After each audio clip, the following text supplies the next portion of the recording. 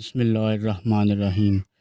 ہجرت نبوی صلی اللہ علیہ وآلہ وسلم کے بعد کا ذکر ہے کہ ایک دن حضور صلی اللہ علیہ وآلہ وسلم اپنے جان نثاروں کے حلقے میں تشریف فرما تھے۔ دین اور دنیا کی باتیں ہو رہی تھی اور یوں معلوم ہوتا تھا کہ اس مقدس مجلس پر نور کی بارش ہو رہی ہے۔ دوران گفتگو میں حضور صلی اللہ علیہ وآلہ وسلم کو پیاس لگی۔ آپ صلی اللہ علیہ وآلہ وسلم نے صحابہ رضی اللہ تعالیٰ عنہم سے پانی طلب فرمایا۔ ایک خوبصورت صحابہ رسول جو ذرا لنگڑا کر چلتے تھے لپک کر اٹھے اور پیالے میں پانی بھر لائے۔ یکایک انہوں نے دیکھا کہ پانی میں ایک بال پڑا تھا۔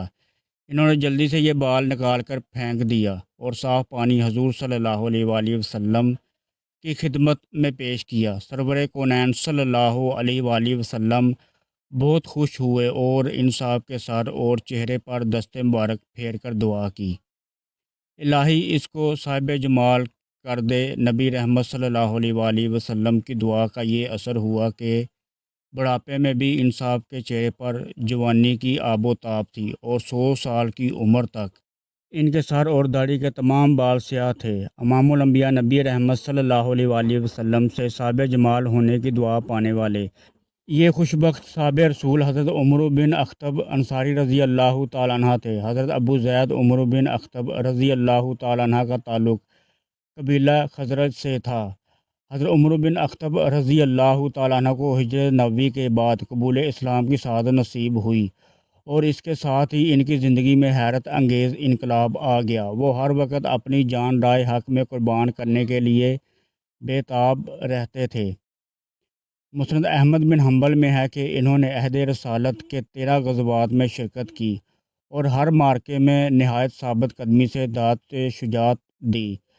حضور صلی اللہ علیہ وآلہ وسلم سے ان کو بے پناہ محبت اور عقیدت تھی۔ جب بھی موقع ملتا فیضان نبوی سے بہرہ یاب ہونے کے لیے بارگاہ رسالت میں حاضر ہو جاتے تھے۔ اپنے جذبات، فدیت، اخلاص فی الدین اور جوش ایمان کی بدولت وہ حضور صلی اللہ علیہ وآلہ وسلم کی شفقت کا مورد بن گئے تھے۔ مسند احمد بن حنبل ہی کی ایک روایت میں ہے کہ ایک دن حضور صلی اللہ علیہ وآلہ وسلم نے اپنی پشت مبارک سے کرتا اٹھا کر فرمایا، عمرو ذرا میرے پیٹھ پر ہاتھ پھیرو۔ انہوں نے تمیل ارشاد کی۔ ہاتھ پشت مبارک سے مہر نبوت پر پہنچا تو اس کو اچھی طرح دیکھ کر اپنی آنکھیں روشن کی۔ حضور صلی اللہ علیہ وآلہ وسلم کے وصال کے بعد چند سال مدینہ میں رہے۔ جب بصرہ آباد ہوا تو وہاں جا کر مستقل سکونت اختیار کر لی اور وہیں 120 سال کی عمر میں وفات پائی۔ اس وقت سر کے صرف چند بال سفید ہوئے تھے۔ وفات کے وقت ایک لڑکا اور ایک لڑکی موجود تھے۔ اللہ تعالیٰ کی ان پر بے شمار رحمتیں نازل ہوں، آمین یا رب العالمین۔